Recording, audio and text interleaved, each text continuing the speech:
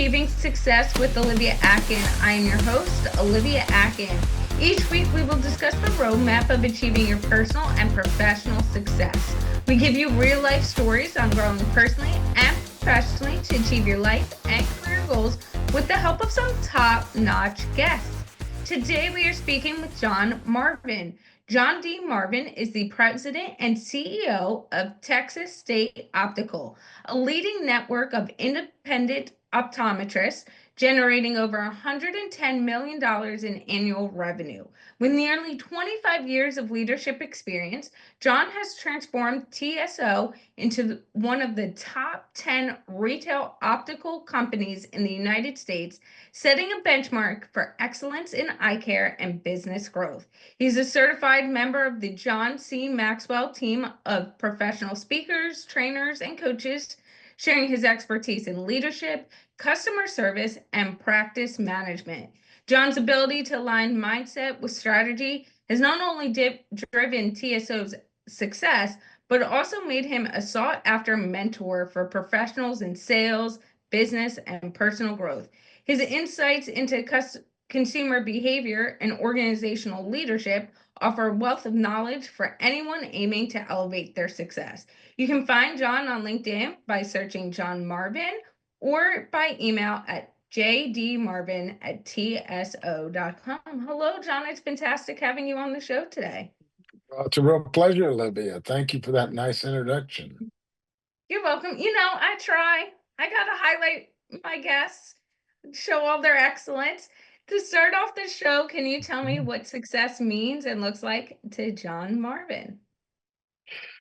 Well, to me personally, it's the ability to influence and to help others reach their full potential. I'm a big believer in leveraging relationships and those relationships to have mutual benefit to each other.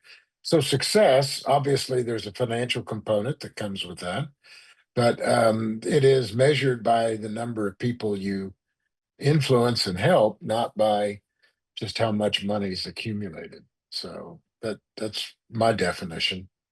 And I think it's so important to understand how you're influencing the people around you, whether that is in the work environment or personally. Everything we do impacts someone in some way. And so, what do you want that impact to be? And I want to dive in to that because, as I mentioned in your introduction, you mentor a lot of individuals. You keep that personal growth and personal development and professional development at the forefront of how you've grown Mhm. Texas State Optical. But before I do that, I want to give some people the background of just how our relationships can impact the growth we have professionally. And that definitely happened to you when you mentioned relationship building and playing a role in the impact we make. You took on the role of president after having Texas State Optical as a client, which is a significant transition.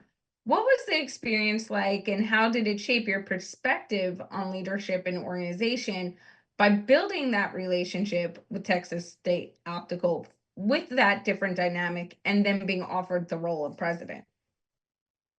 Well, it's a great question. My first engagement with Texas State Optical came in the early '90s when I had an opportunity to take on them as a client for consumer research,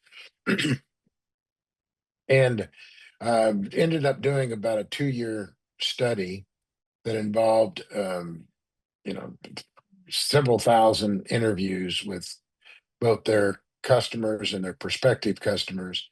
And then we did, in those 2 years, we did about 60 different focus groups with trying to better understand people's perceptions and understanding of TSO.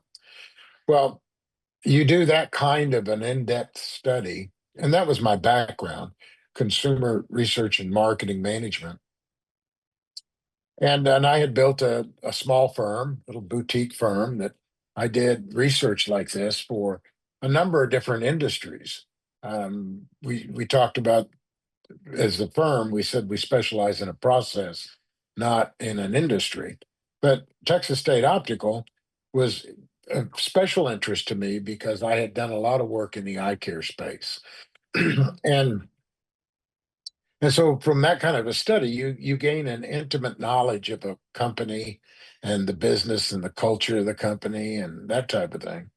And so I then proceeded to go out on the road in Texas, doing regional presentations to then the franchisee network, telling them what we had learned through all of this, and met a lot of great people through that process in the franchisees community.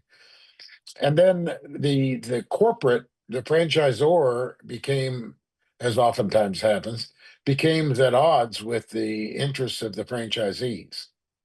And so the franchisees sought me out and talked to me about how they could go about strengthening their group and having more influence in the direction of the company. And Mhm. so I agreed to work with them, and that led to several years of monthly meetings with the leadership in that group in all five of the major markets in Texas. And that laid the groundwork, those monthly dinner meetings where you would sit down for 2.5 hours with the leadership and listen to what they were frustrated about, listen to what they wanted to accomplish, Mhm. and really having a level of influence in a relationship is largely starts with listening. And if you're not able to really listen to what the agenda is that they were having or that they had in mind, then it was going to be next to impossible for me to really help them and certainly influence the decisions and the direction. So it starts with a foundation of listening. And I spent then roughly 6 to 7 years in that type of a monthly engagement. And so towards the end of that period, the objectives they had that we had formulated and I had listened to over those years, it became apparent that the only way they were going to accomplish those things was to purchase the company. And that was a big, bold step, for them to really even think in those terms. But we had a small group that we were aligned in our mindsets Mhm. about how to go about doing this. And frankly, it was a growth mindset that said if we want to do it, we can do it. We just need to figure out how to do it. And so that small group, along with me, we approached the owners of the company and began the negotiations that, as they progressed, became apparent to many others of the franchisees that we were actually going to do this. And and so, about 2/3 of the way through it, they approached me to see if I would be interested in coming on as the new president. Well, at that point, I had invested a lot in the organization and knew both its strengths and its weaknesses. And I thought this is a great fixer-upper opportunity. And so I agreed to and accepted, and then took about 6 months to unwind the clients that I had in my boutique firm, and then took on the full-time job. The relationship in many ways didn't change. Mhm. It just got more effective because I was much closer to the situation than I had been as kind of a contract advisor consultant. But when I became kind of the leadership of the organization, then what did change was the level of influence that I had. But the basic nature of the relationship really didn't change and was created not because I switched to president from outside, but was created from years of those sit downs and conversations and knowing and understanding. I knew those guys better than some of them knew themselves just because I had listened.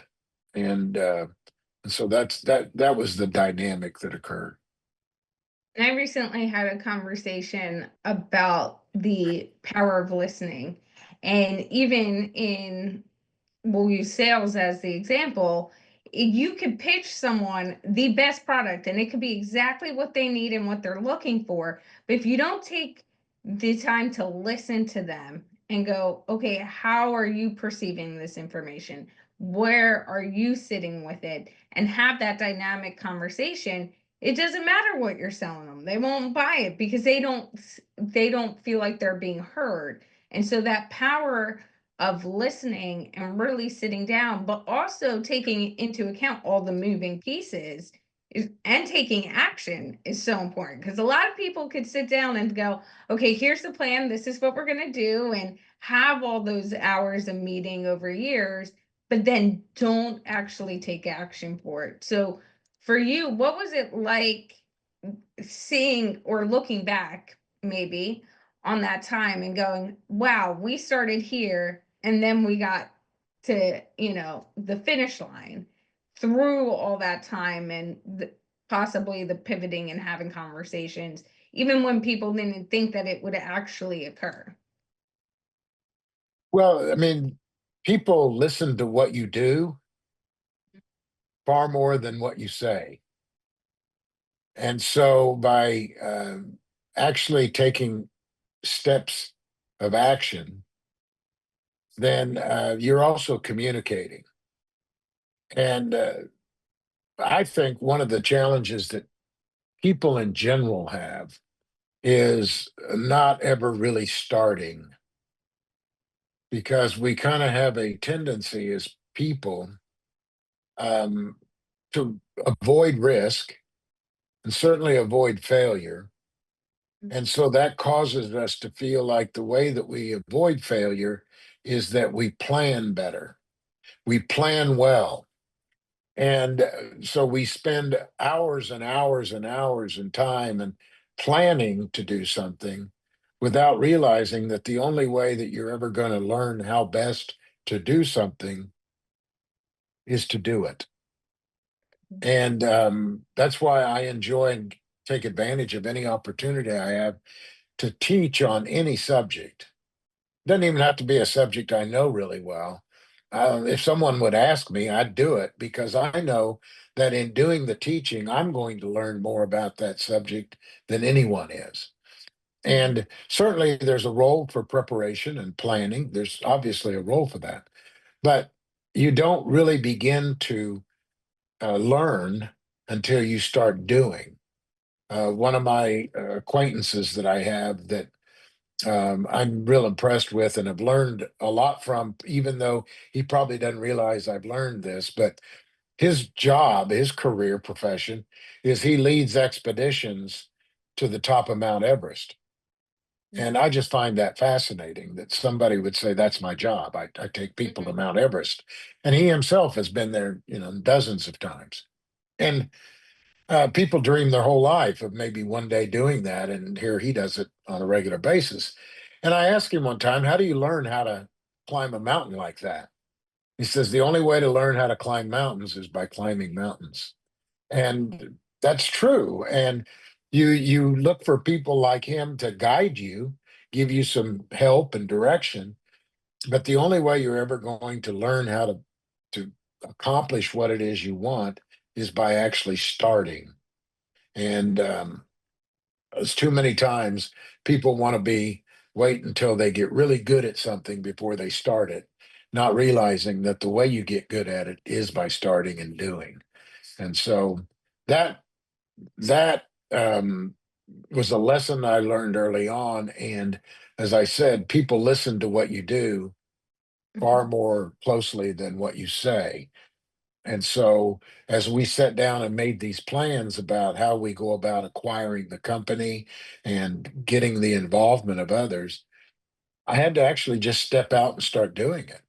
And Mhm. in the early process of that, I had a lot of people tell me we were crazy. You'll never do this. It'll never happen. You'll never raise the money. Had all these very experienced, smart people telling me all the reasons why it wasn't going to happen. but I didn't. You can't listen to that. You just have to keep looking for the way forward and navigate through that. And you know, if you persist at something long enough, you're bound to figure it out and make it work. And that goes into the personal growth aspect of things and really putting in the time to self improve yourself. Like you said, learning when you teach something, you learn so much in that Mhm. process. And you and I previously talked about the importance for you to continuously grow, both in a personal setting and professional setting, and that Mhm. development and leading others to do that. Again, going back to what you were saying, your actions speak louder than your Mhm. words. So, what does a personal, we had talked about previously the importance of a personal growth plan. What is a personal growth plan and what does that mean to you?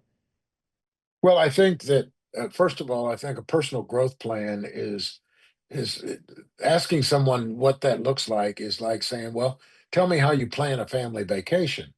You're going to do it differently than maybe I do it, but the both of us do it. We plan it, and so the way that I think is best is first of all, and the most difficult, by the way, is deciding what it is what area of your life you want to improve. What is it in your life that you would like to be better at, either knowledge wise or capability wise? And then once that's decided, then you back up and determine what is necessary to move you in that direction. Not to necessarily accomplish it this month, but to say, what can I begin doing today that'll move me in that direction so that maybe not this month, next month, or even this year, but eventually I will gain the either the abilities or the knowledge about that topic or subject that I want to be better at. So I think that's, and I started my entire experience with personal growth. Started because I wanted to be a better communicator. I wanted to learn how to communicate more effectively. And that I took that one topic, and then I had a friend that told me, if you'll read 5 books on any one subject, you'll know more about that subject than 99% of the people that you come in contact with. And so I believed him. And I thought, well, first of all, that's not difficult. I can do that. I can read 5 books, even though I really never considered myself a reader until I really committed myself to this personal growth journey.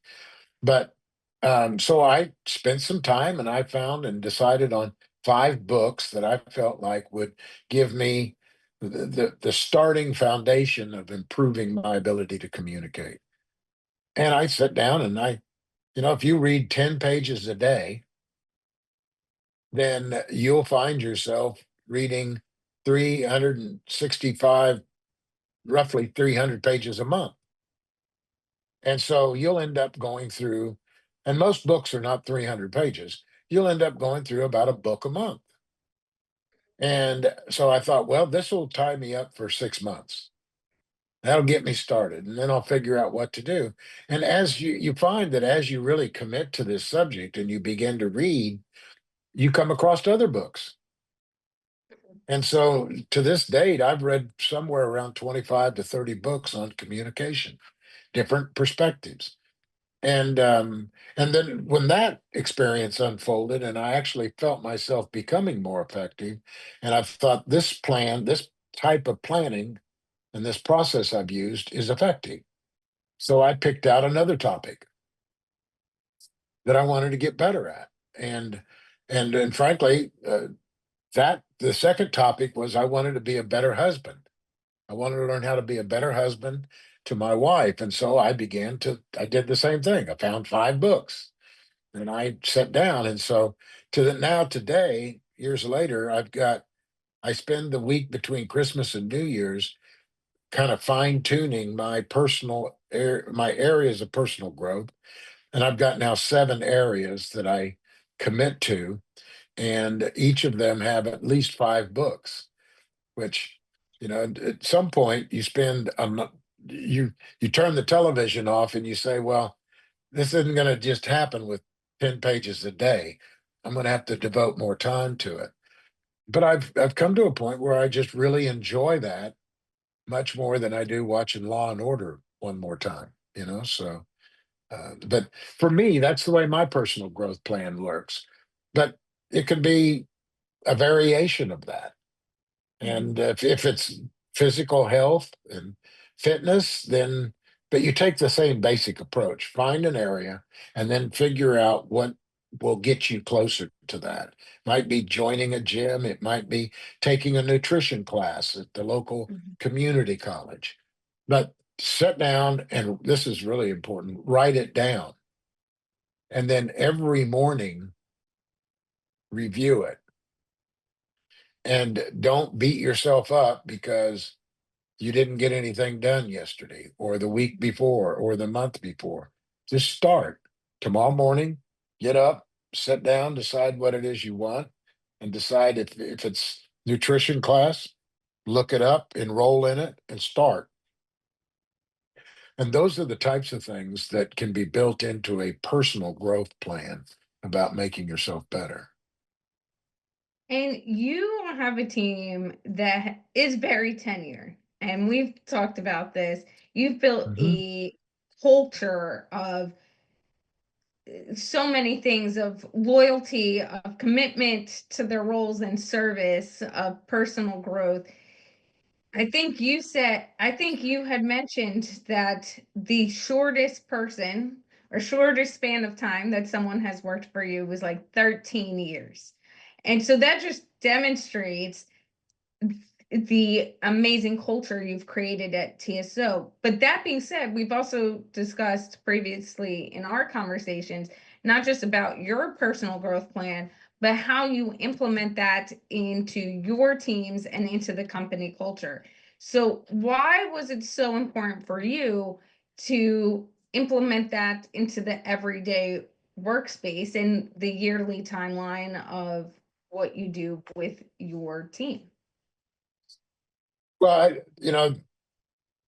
when you decide to take a job with Texas State Optical, and you're making a big decision, and it's a commitment that you're um, hopefully giving some serious thought to, and your interest in it. And if it's something that you want to take on, and certainly the people that report to me at that level, then I'm expecting them to devote a significant amount of their life to that role, even if it's a simple 8 hours a day, which Mhm. typically never happens. But even then, you're talking about 40 hours every week of someone's life that's being devoted to this company. And so I want that to be a good I want them to get a good return on that investment of their life. And I want them to uh, take away from it more than they think they're giving to it. And so that if I have that objective, then I've got to sit down and figure out, well, how do we do that? One of the ways we do that is that I go back to listening, and I listen to them and what they really want out of their career. And we turn that into their own personal growth plan. And as a part of their annual performance review, we have a discussion about their own personal growth. If a year from today, that employee is has grown personally, capability wise, knowledge wise, then that person is worth more to the company than they are today. So the way that you get more money or get paid more is that you become worth more. And one of the ways you become worth more is you grow and develop. And so I have an obligation, I believe, to the company to make sure that the assets of our people are growing in their value to the company. And I have an obligation to the people that the experience and the investment that they're making in the company grows in its value to them. And so, if that basic exchange of value isn't enjoyed by both sides, then the relationship won't last and you end up with turnover. Mhm. And too often, the owners of small business in particular, they view that relationship only one sided. What can you do for me? And if the owners of the business are not as equally committed in what this opportunity and company and business can do for you, then people leave. Mhm. And they don't leave for 50 cents an hour. They leave for what they perceive to be more opportunity. May not be there, but they perceive it to be there because they've come to the conclusion that that opportunity does no longer exist with where I'm working. And if an employee gets to a point that they don't think opportunity exists with where they're working, it's either because it doesn't, because the owner doesn't continue to grow and create that opportunity, or because they haven't demonstrated what's necessary with that employee for them to begin to experience that opportunity. So either way, it's the responsibility of the owner of the company. And that's such an impactful point because it encompasses so much, especially the communication and the development aspects. I remember when I was starting out in the professional space, or I was working two jobs in college, one for the New York Giants and one for a small business that ran sport and social events in New Jersey. And we there were a lot of things that happened with that company, but one of them I kept being like, teach me this, show me this. This way we can utilize these tools more. We can have these conversations. And it got to a point when I left, I sat down with the three co-owners. And two of them didn't know as much of what was going on in the back end as the third. And I had a very transparent conversation with them. I was like, I've been devoted to you guys as an employee, always available to step in, to the point where I would travel 3 hours when someone else would call out when I was up at school to fill in for events on the weekend. And I said, and I'm like trying to develop us as an organization, saying, hey, can you help me understand this? Or what if we start expanding this way and having those discussions? And every step of the way, not only am I getting pushback, I'm getting turned down and then getting argued with of like, why is this important? Why are we thinking this way, this and that? And I was like, I want to be able to develop and grow and also help you guys expand. But if you don't want to develop and grow and expand, then this can't be the right fit. And the two owners were just so shocked that I was like, guys, either we're going to have momentum moving forward or we're going to stay stagnant. Like, just make a decision on what you want. But I'm not going to Mhm. do that personally. And that's why ultimately I ended up leaving. I was like, this isn't in alignment. And I've talked to the owners since, and they even said, like, now they touch base and, like, how do they want to grow because of that conversation. So I think it is so important to have. It is because one of the most um, damaging expenses a company can have, and most costly expenses, certainly most damaging, is turnover of employees. Can you imagine? It sounds like you're a New York. Can you imagine the New York Knicks if every third night they had a whole different team out on the field, on the court? I mean, or the Giants, the New York Giants, if every third, fourth game they had a whole new offense, all new players. People don't realize that how expensive that is because it never happens that in our typical member at our locations, 7 or 8 employees. So Mhm. it didn't happen that 7 or 8 of them just don't show up one morning. What happens is you lose one this week and two next month and one next month. And so you're constantly in a state of either hiring or training. And most small businesses are not real good at the training piece of it. They're also not real good at the hiring, but at least it's run an ad, offer money, tell them when to show up. And if you're constantly doing that, then you're not able to really devote any time to focusing on delivering value to your customers. Mhm. And because of the Just the skill sets aren't there. The training isn't in place. And but it's amazing when you would think that if you go up and say, what do you spend more money on it in anything else? Typically a small business is going to tell you either rent or employees. Mhm. But if you ask them, what is your turnover? They don't know. They'll know whether it's a lot or not. They'll say, well, it's a lot, but I don't know what it is. What is it costing you each year? I don't know. But that's a big expense, huge expense. John, how could people get in touch with you if they want to connect with you? Well, you said at the beginning, probably the best way, and that's my email address, jdmarvin@tso.com. I am available on LinkedIn. I do respond if you contact me there. I'll probably respond by asking you to email me. So you can skip that step by just emailing me, or you can go to tso.com, our website, and go to the contact us section and fill out the information there. And I will, um, my assistant goes through all that communication. And so she will bring that to my attention and I will contact. And I'm happy to sit and visit with someone and take the time to on a phone call or just respond to questions in email. So more than happy to try to help. Well, thank you, John, for all of your insight today. Well, thank you for this opportunity. I appreciate it, Olivia. I really enjoyed it. And a few of our key takeaways from today's conversation is having a level of influence in a group starts with listening.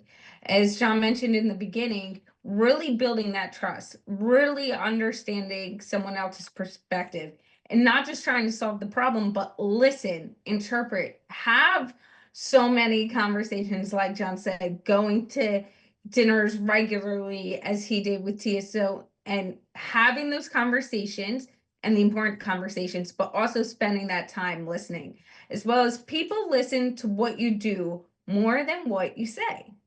And I think that's such a great point is it isn't just about talking the talk, but walk the walk.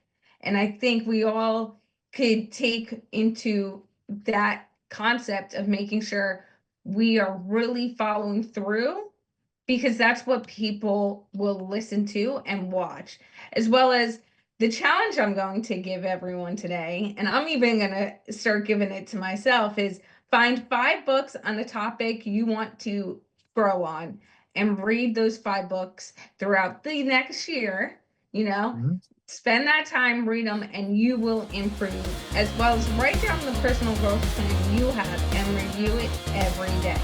This was a great episode with our top notch guest, John Marvin. Thank you for listening and have a successful day.